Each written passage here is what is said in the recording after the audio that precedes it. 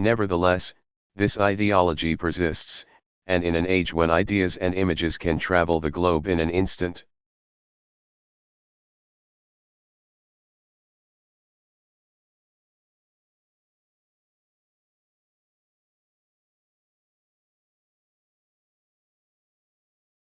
Our response to terrorism can't depend on military or law enforcement alone.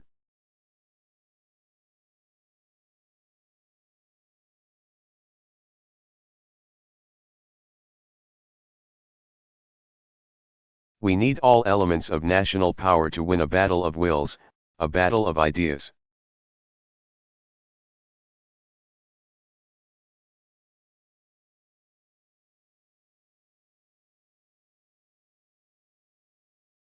So what I want to discuss here today is the components of such a comprehensive counter-terrorism strategy.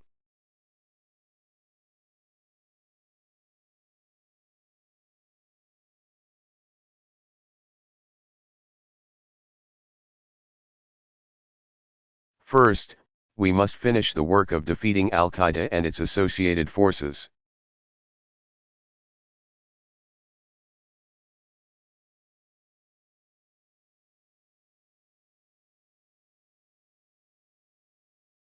In Afghanistan, we will complete our transition to Afghan responsibility for that country's security.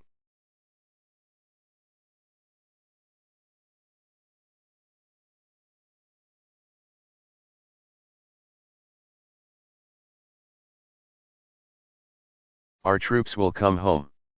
Our combat mission will come to an end.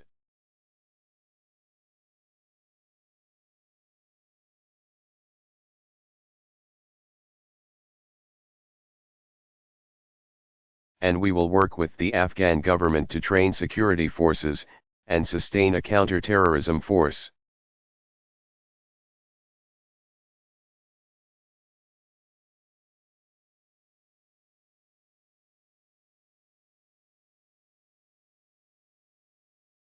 Which ensures that Al-Qaeda can never again establish a safe haven to launch attacks against us or our allies.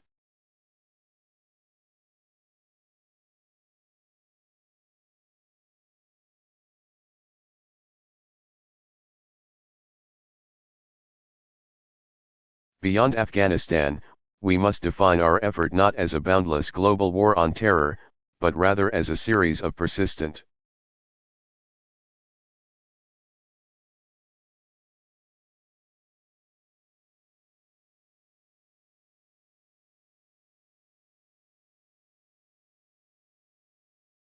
targeted efforts to dismantle specific networks of violent extremists that threaten America.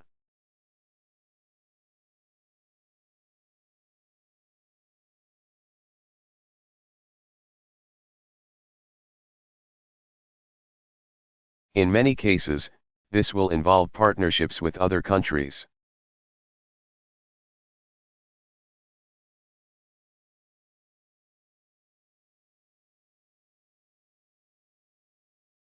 Already, thousands of Pakistani soldiers have lost their lives fighting extremists.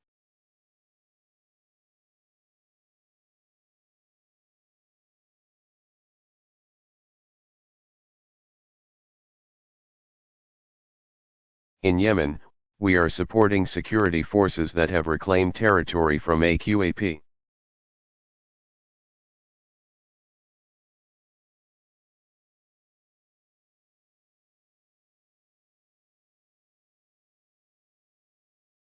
In Somalia, we helped a coalition of African nations push al-Shabaab out of its strongholds.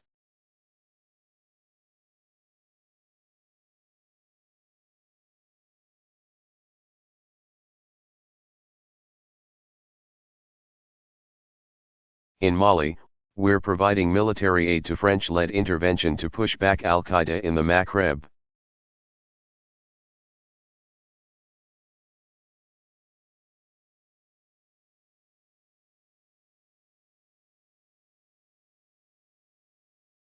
And help the people of Mali reclaim their future.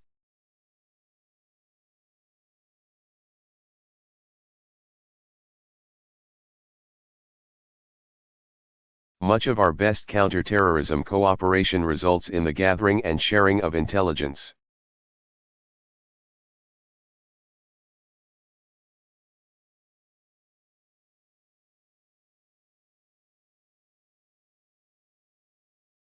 The arrest and prosecution of terrorists.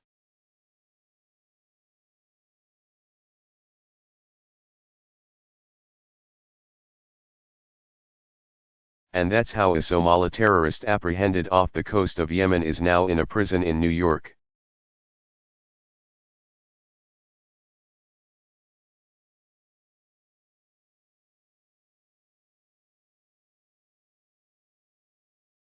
That's how we worked with European allies to disrupt plots from Denmark to Germany to the United Kingdom.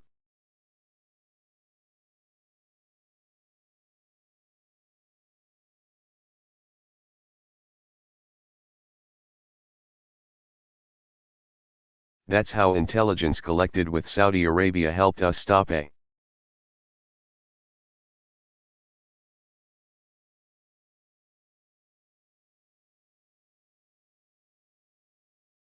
cargo plane from being blown up over the Atlantic.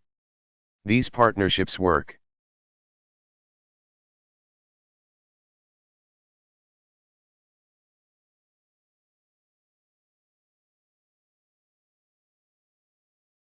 But despite our strong preference for the detention and prosecution of terrorists,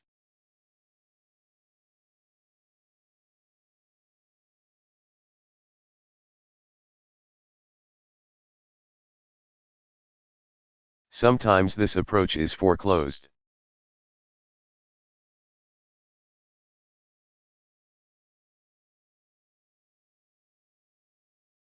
Al-Qaeda and its affiliates try to gain foothold in some of the most distant and unforgiving places on earth.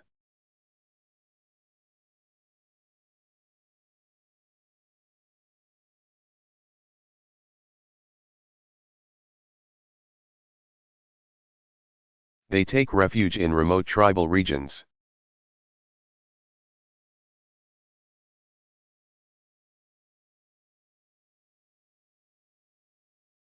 They hide in caves and walled compounds.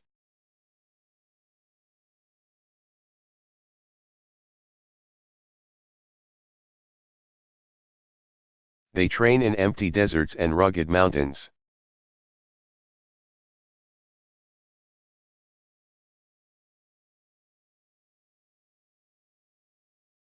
In some of these places, such as parts of Somalia and Yemen,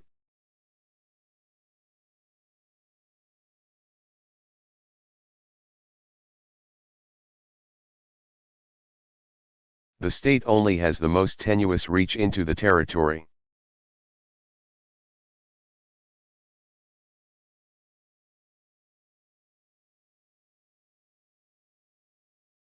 In other cases, the state lacks the capacity or will to take action.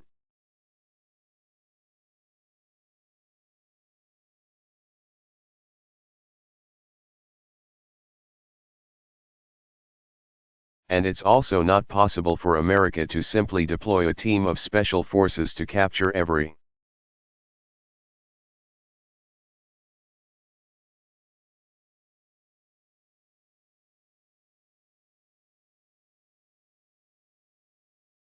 terrorist. Even when such an approach may be possible, there are places where it would pose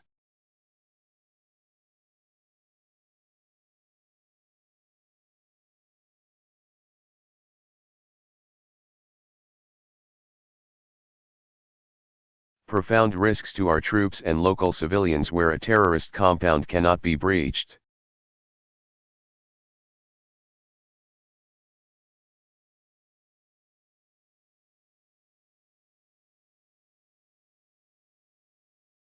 Without triggering a firefight with surrounding tribal communities, for example, that pose no threat to us.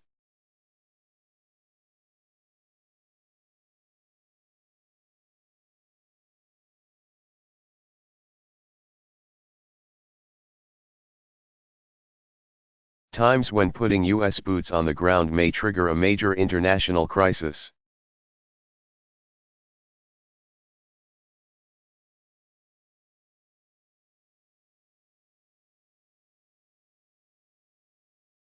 To put it another way, our operation in Pakistan against Osama bin Laden cannot be the norm.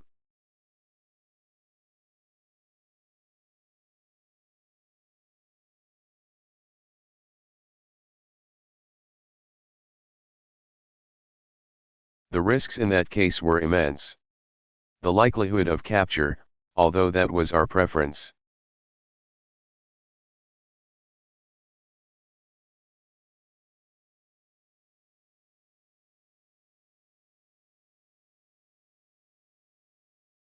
Was remote given the certainty that our folks would confront resistance.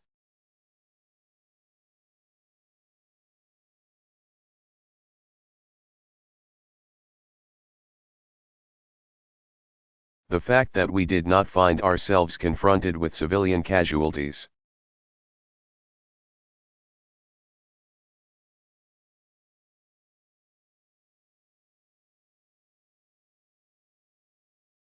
Or embroiled in an extended firefight, was a testament to the meticulous planning.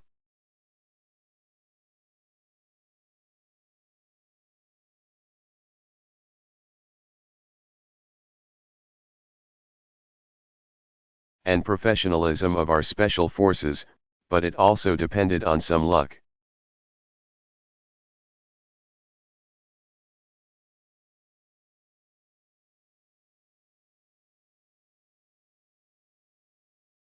And it was supported by massive infrastructure in Afghanistan.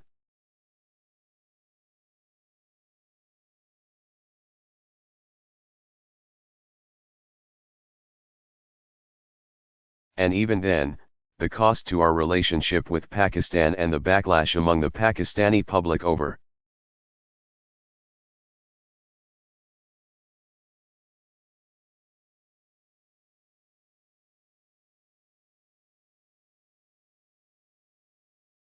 encroachment on their territory was so severe that we are just now beginning to rebuild this important partnership.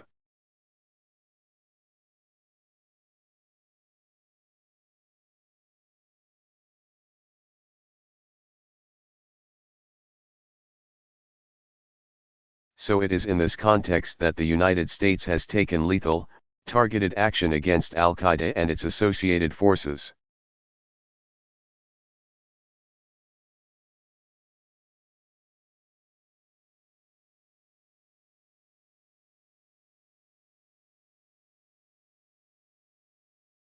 Including with remotely piloted aircraft commonly referred to as drones.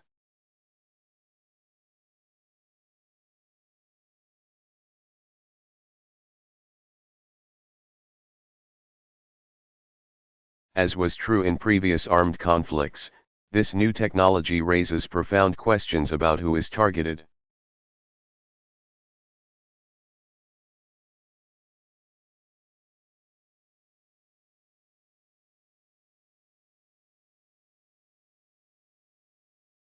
And why, about civilian casualties.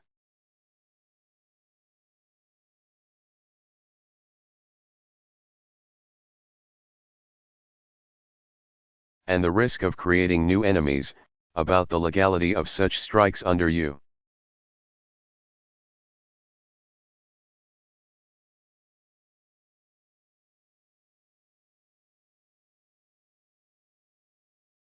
And international law, about accountability and morality. So let me address these questions.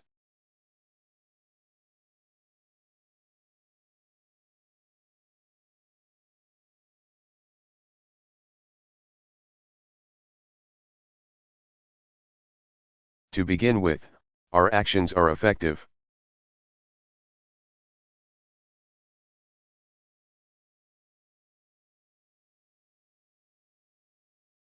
Don't take my word for it.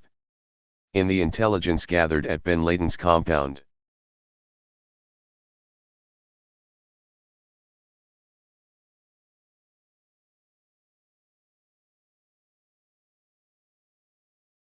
we found that he wrote, we could lose the reserves to enemy's air strikes.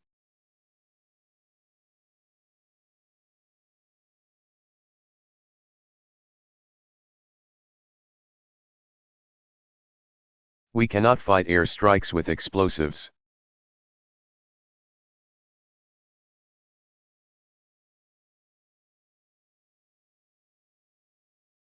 Other communications from Al-Qaeda operatives confirm this as well.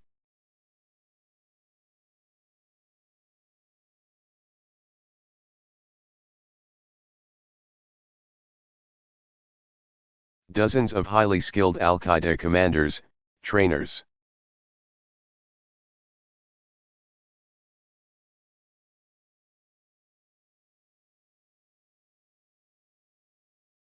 bomb makers and operatives have been taken off the battlefield.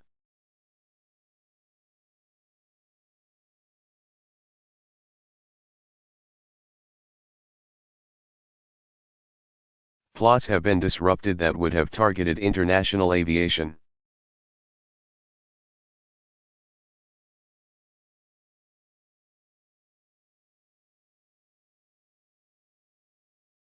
U.S. transit systems, European cities, and our troops in Afghanistan.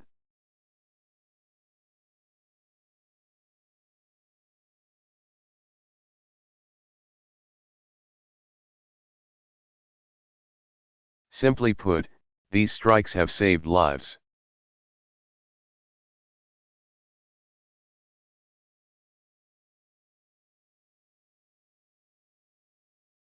Moreover, America's actions are legal.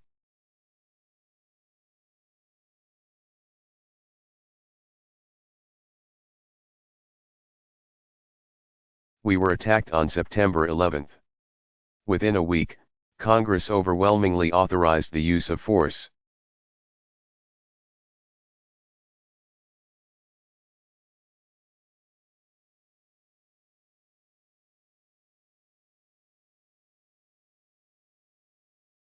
Under domestic law and international law, the United States is at war with Al-Qaeda.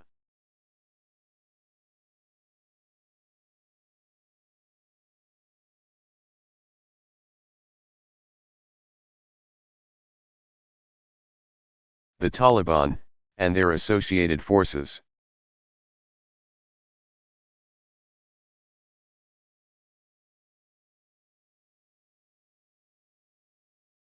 We are at war with an organization that right now would kill as many Americans as they could if we did not.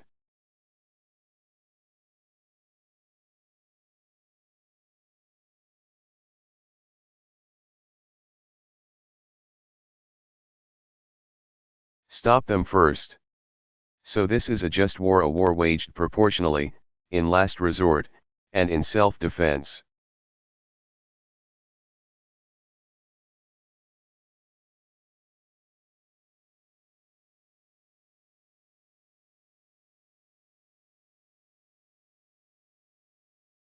And yet, as our fight enters a new phase,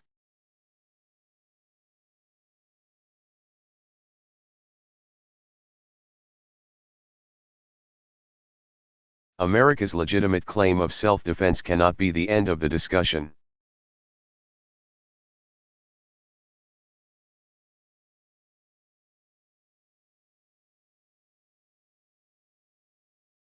To say a military tactic is legal, or even effective, is not to say it is wise or moral in every instance.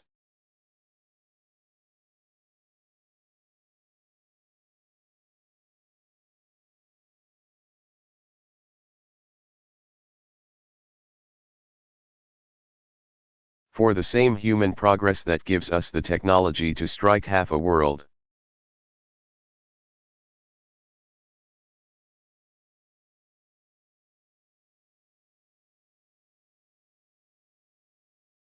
a way also demands the discipline to constrain that power or risk abusing it.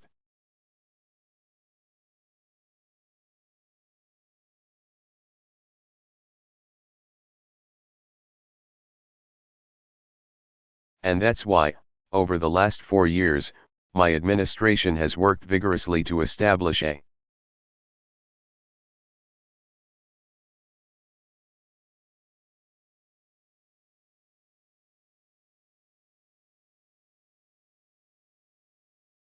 framework that governs our use of force against terrorists, insisting upon clear guidelines.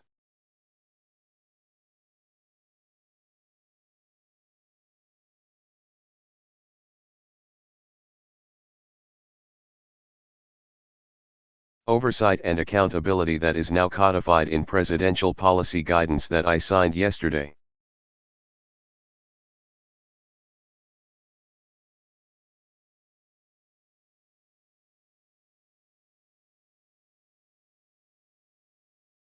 In the Afghan war theater, we must and will continue to support our troops until the transition.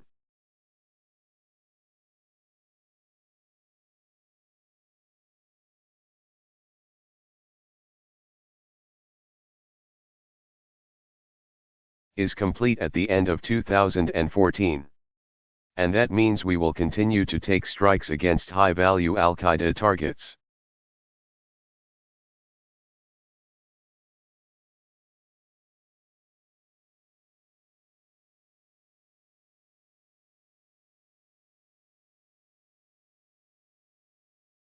But also against forces that are massing to support attacks on coalition forces.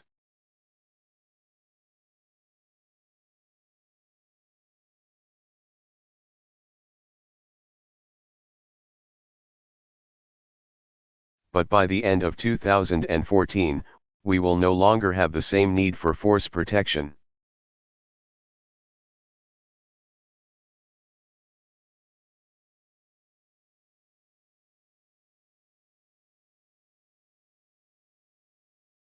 And the progress we've made against core Al-Qaeda will reduce the need for unmanned strikes.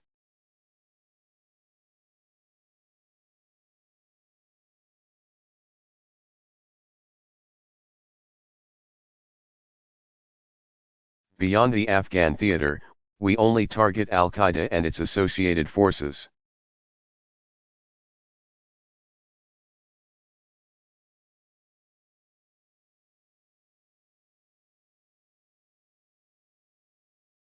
And even then, the use of drones is heavily constrained.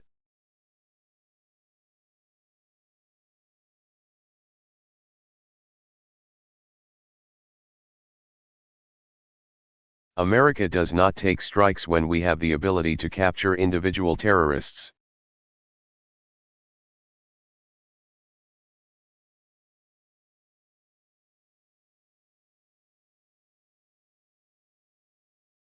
Our preference is always to detain, interrogate, and prosecute.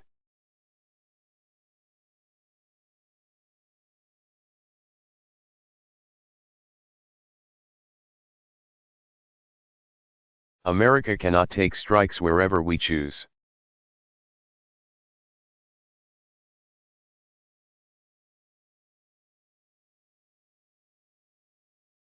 Our actions are bound by consultations with partners, and respect for state sovereignty.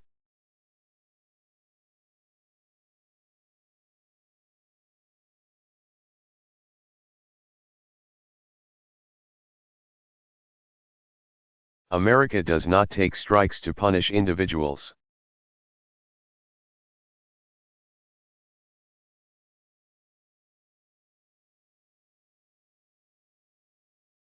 We act against terrorists who pose a continuing and imminent threat to the American people.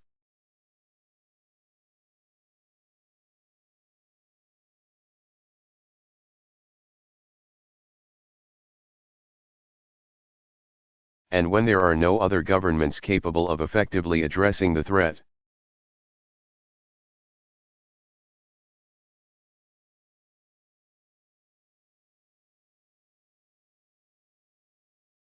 And before any strike is taken, there must be near certainty that no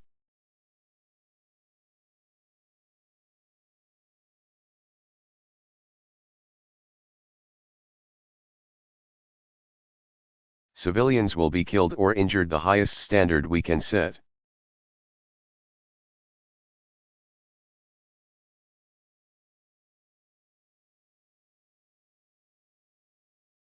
Now, this last point is critical, because much of the criticism about drone strikes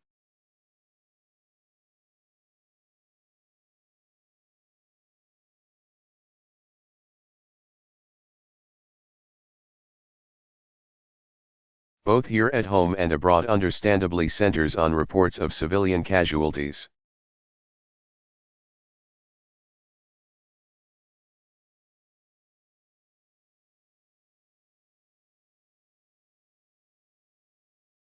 there's a wide gap between U.S. assessments of such casualties and non-governmental reports.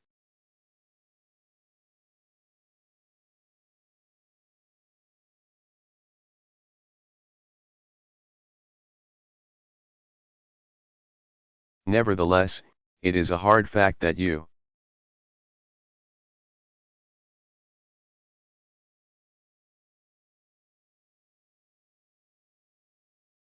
strikes have resulted in civilian casualties, a risk that exists in every war.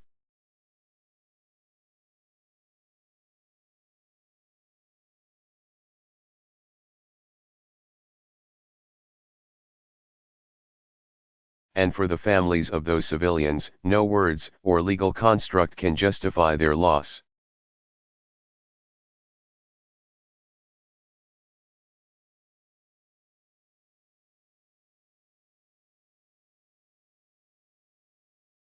For me, and those in my chain of command, those deaths will haunt us as long as we live.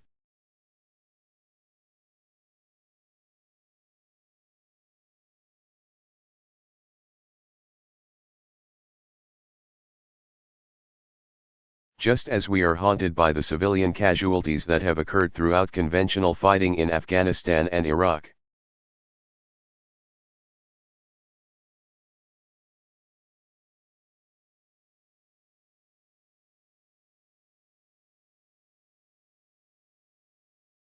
But as Commander-in-Chief, I must weigh these heartbreaking tragedies against the alternatives.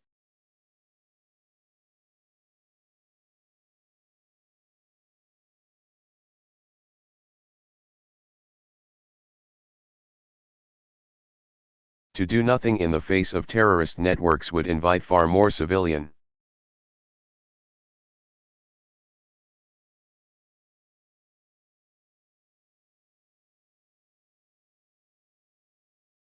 casualties, not just in our cities at home and our facilities abroad.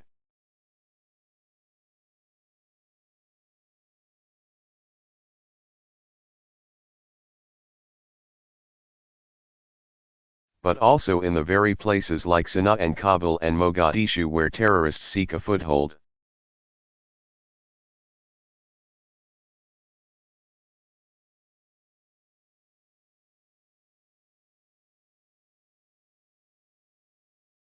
Remember that the terrorists we are after target civilians, and the death toll from their acts of terrorism.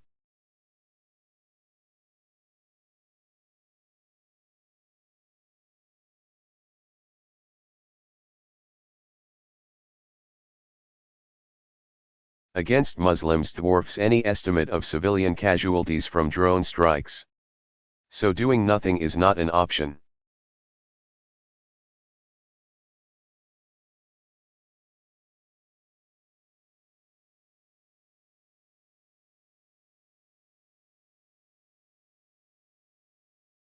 Where foreign governments cannot or will not effectively stop terrorism in their territory.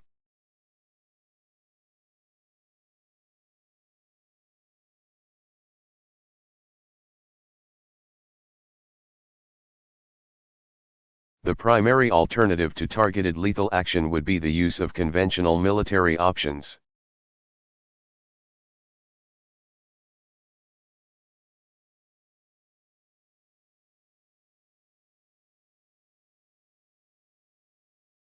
As I've already said, even small special operations carry enormous risks.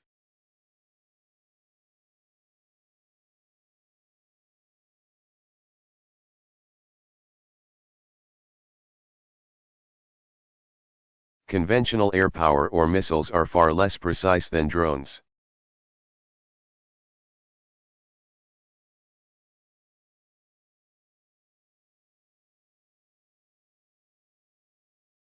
And are likely to cause more civilian casualties and more local outrage.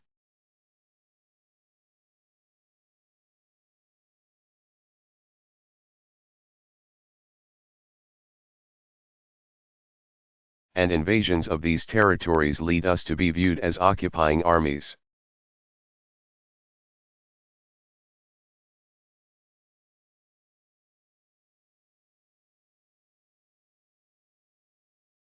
unleash a torrent of unintended consequences, are difficult to contain.